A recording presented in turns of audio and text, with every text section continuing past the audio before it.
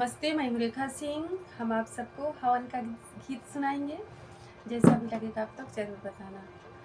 चंदन चौक पुरायो हवन अंगने में करायो, चंदन चौक पुरायो हवन अंगने में करायो, अंगने करायो हो दुअरे करायो, अंगने करायो हो दुअरे करायो, चंदन चौक पुरायो हवन अंगने में करायो, चंदन चौक पुरायो हवन अंगने में करायो,